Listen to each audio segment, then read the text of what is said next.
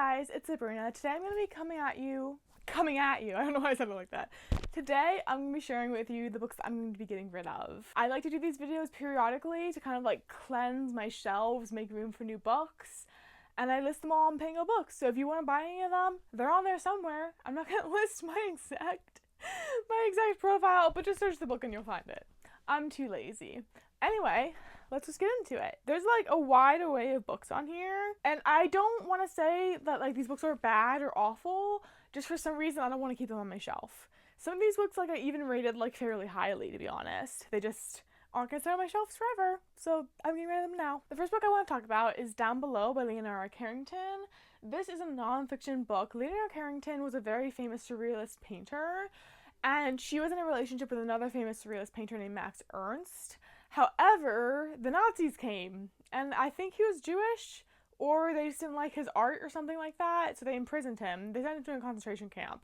Then she went crazy, and she had to go to, a psych ward in Spain. And it's a story about her time in that psych ward. And I just this one's hard for me because this is my first NYRB book, which is the publisher. And I really, it matches my shirt.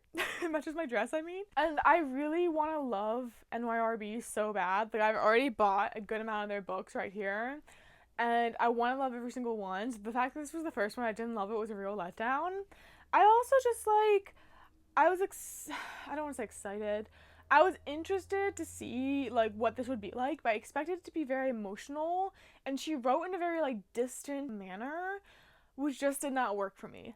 I liked how she wrote. I thought that she wrote some, really interesting lines and stuff, but I just didn't like how distant it felt. And for someone, telling the story of themselves, having it locked up in a loony bin, I can say that because I've been in one. I want something emotional that's gonna be a gut punch, and this just wasn't that for me. So I think my expectations just weren't accurate for this book. So I don't want to say it's a bad book. It just wasn't for me. I don't feel the need to keep it. Then we have If I Had Your Face by Frances Cha. This is a literary fiction book that follows 4 women living in South Korea in the same apartment complex. And it really uses their lives to talk about a lot of social issues that women face in South Korea. They talk about beauty standards through plastic surgery. They talk about prostitution. They talk about wealth disparity. And they talk about violence. And they talk about, I don't know why I'm saying they, because it's just one author. But she talks about all these different things. And I found her portrayal of those things to be really interesting. But the book itself just wasn't. It got me a lot in the beginning by having these discussions on these subjects, which I thought were fascinating. But then when the book ended, I was just like, what the fuck? It's just gonna end right there? It felt like nothing happened. There was no, big moment of conflict they got over. There was, it was just nothing. It was just a lot of nothing. So even though I love this cover so much, and even though I did like it originally, it just didn't, stick out to me enough to keep. After that, we have The Housemaid by Freya McFadden. This is a story of a woman who just got out of jail, and she's desperately searching for a job. She's, living in her car, and she applies to be a housemaid for this one woman, and this very rich woman, for some reason, hires her. And she's working for her, and this woman is being, a total bitch to her. And she's also, slowly falling in love with this woman's husband, who seems to be completely perfect compared to her. And I have a lot of mixed feelings on this book. I think because I'm new to the thriller mystery genre, I liked it for the most part, because I'm not used to, the tropes or anything. I will say, writing, not great. But I had fun with it. It just, it's not enough fun to keep it on my shelf, because I don't think it's objectively a good book. I think it was just a fun time, and now I can go have fun with someone else. I don't need it in my life, and so I'm letting it fly away. Now we have 3 books that kind of go together, so I'm just going to group them. Only one of which I've actually read, so I'll talk about that one first, I guess. And that is American Gods by Neil Gaiman. I just didn't like this book. This book it's supposed to be a war between old and new gods, and it follows our main character Shadow, who gets out of jail, and is so excited to be out of jail to spend time with his wife when he receives news that his wife has died in a car crash that same day. And then he's approached by a man named Wednesday who offers him a job, and that job was interconnected with this war between the gods. I just didn't like this book. I have a lot of critiques about it, but I feel like I've talked about it a lot. If you really want to hear my in-depth thoughts, check out my worst books of 2024 video, because this did make it onto that one. However, the other two books I also want to talk about are The Graveyard Book and Neverwhere, also by Neil Gaiman. So you may see a theme in these books, and it's the author. That's the theme. I recently read a whole article about the things that Neil Gaiman has been accused of. So if you don't know, basically, like, TLDR, he's a rapist. And I don't want to read his books. I just don't. I'm not interested in, like, this violent sex offender. I'm not. And it really disgusted me, the things that he did. The things he did in front of his child, too. Like, they were bad enough on its own, but he, like, had sex with this woman in front of his fucking kid. It's disgusting. Like, child services needs to be called. So I don't want to read these books anymore. So I just wanted to get rid of them. If someone else wants to buy them on Pingo, at least they can get them secondhand and not contribute to his wealth, is kind of how I'm thinking about it. But if anyone wants to make the argument that I should just, like, throw them away, let me know. Because I'm not totally against that, to be honest. I don't really think people should be reading his books. That's just my personal opinion. I don't want them in my life. So I'm getting rid of them. And I didn't even like this one. So, like, I will say the only one of these I was excited about was Neverwhere, because I've heard really great things. I just like the cover. But it's not worth it. Like, I don't want to come on this little channel that I have and promote Neil Gaiman after what I've heard he's done. So, I'm getting rid of them. Next is a book I actually rated 4 stars, and that is A Haunting on the Hill by Elizabeth Hand. This is a modern day interpretation of A Haunting of Hill House, basically. Like, it takes Hill House and just throws in modern characters in modern setting and talks about what would be the same, what would be different. So you're following a young playwright, well, she's not that young, she's like in her 30s, which is still young, granted. I'm not trying to say people in their 30s are old, I'm just trying to say it's not like young. And she has received a grant to write her play when she happens upon Hill House, and she's immediately attracted to it, and she wants to stay there. So she makes a deal with the current owner to be able to rent it out for a couple weeks so her and her friends can work on the play. And that's what they do, and they get there, and Hill House, as Hill House does, starts freaking them the fuck out, and starts being very weird. And I actually did like this. I gave it 4 stars, as I said before. But it's not a book I feel like I'm going to reread or ever give out to someone, and I had a lot of critiques of it. If you're interested, I think it was my December TBR video that I talked about this book in. It's either that or November, I'm so sorry. I, like, went in depth on all my critiques. So even though I did enjoy it, it wasn't, like, a great, perfect book to me, and I just don't think I'm ever gonna pick it up again. So I'm happy with it leaving my life. That's a little dramatic. I'm happy with selling it online instead of keeping it on my bookshelf. Then we have another book I actually enjoyed, and that is Mama by Jessica George. This book follows our main character who's in her mid-20s, and she's at home taking care of her father who has Parkinson's, I believe. Is that what it is? Yes, Parkinson's. Meanwhile, her mother is in Ghana because her parents are Ghanaian immigrants. So her mother, like, goes to Ghana for, like, years and then comes back to London for a couple years, as she's, like, constantly between the two places. So in the beginning of this book, our main character decides to set off on her own, and she's trying to, like, live her life and, like, establish herself. She, like, moves into an apartment. She's trying to make friends. She's trying to learn about dating. This is a very sad but very good story. I did like this. I really don't have anything negative to say, really. It just maybe wasn't my particular favorite book, even though, again, like, I don't really have many critiques.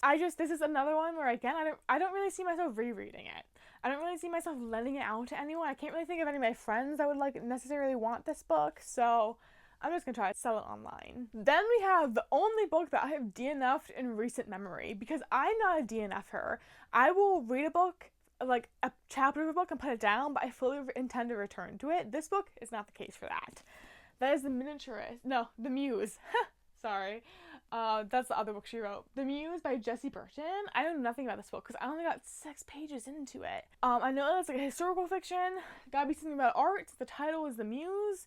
But I got 6 pages into this, and there's honestly only, like, 2 pages. But you know how sometimes, like, the first page of a book is, like, page 5 or something? Like, that was the case for this. And the main character is working in a shoe shop, and some woman comes in who doesn't have any toes, I believe, is the case there. And the character's making fun of her and is, like, revolted by the fact that she doesn't have any toes. And then later on, another character goes on to make fun of this woman, laughing, calling her Stubby McKee. And I'm like, what year is it? This was written in 2016. We don't make fun of disabled people like that. What the fuck?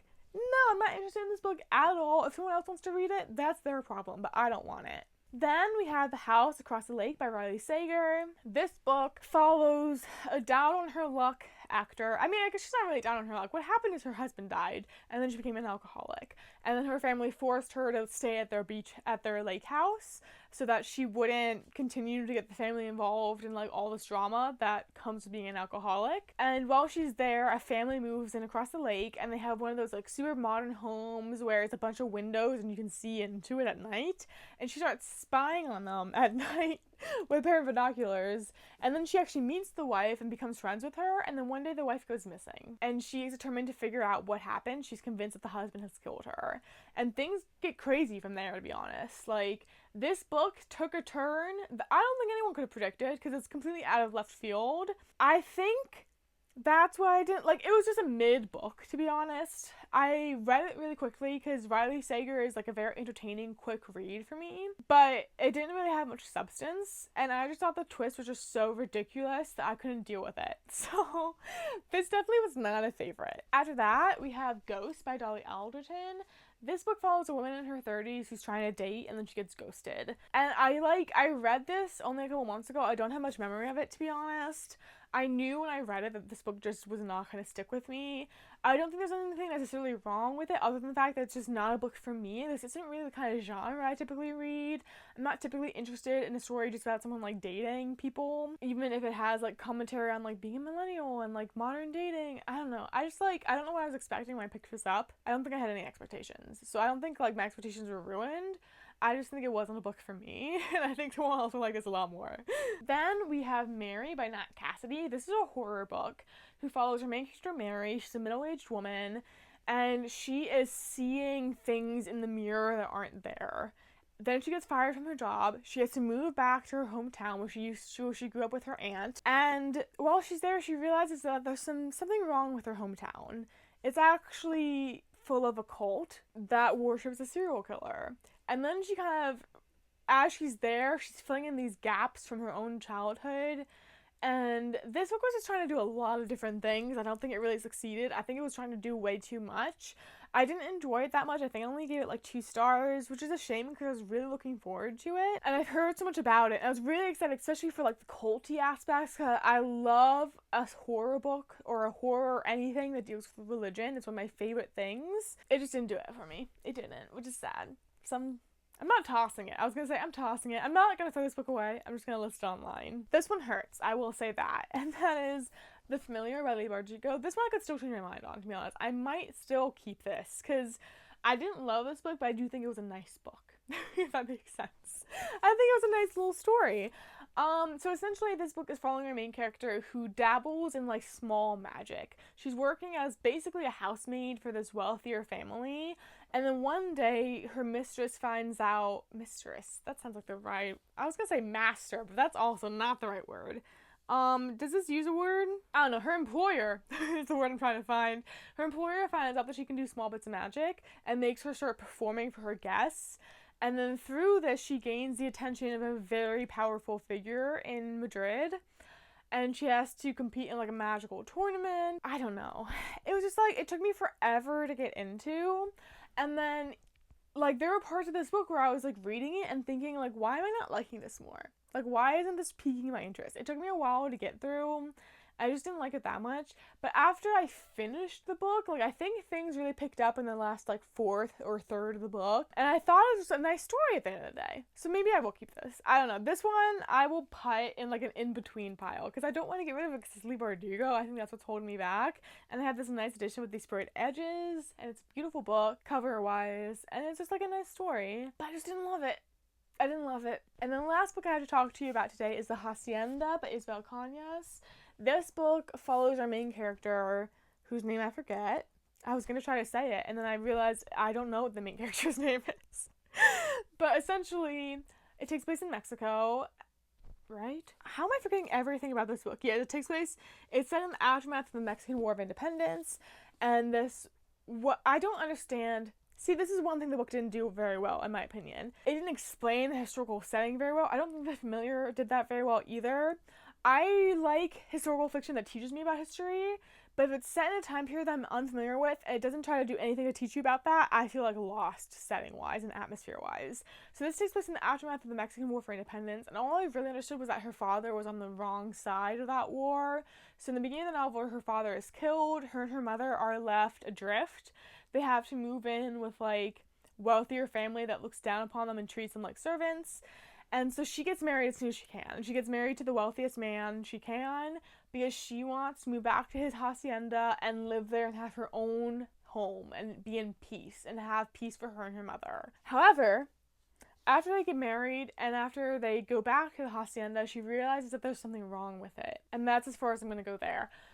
I had a lot of expectations with this book. I thought I was really going to love it. I thought the setting was going to be really atmospheric and gothic, and it was in some degrees. But I just didn't like it that much. And I feel like I really love a haunted house story, so I feel like I should have liked this more. But it was just okay. I found who, like, the main villain was to be very predictable and kind of made the story lose some steam in my point of view. And the ending was just like, okay. I don't know. I didn't love it. So there you go. Those are the books I'm getting rid of as of the moment. Let me know if I should not get rid of any of them. Leave a comment telling me to keep them, and I honestly might. Tell me what to do with the familiar, honestly. Leave me advice in the comments about what to do with the familiar, because I kind of want to keep it now that I'm talking about it, but I feel like I shouldn't because I didn't like it that much, and I need room on my shelves. So I'm conflicted. Help me out. And I'll see you soon in another video. Goodbye.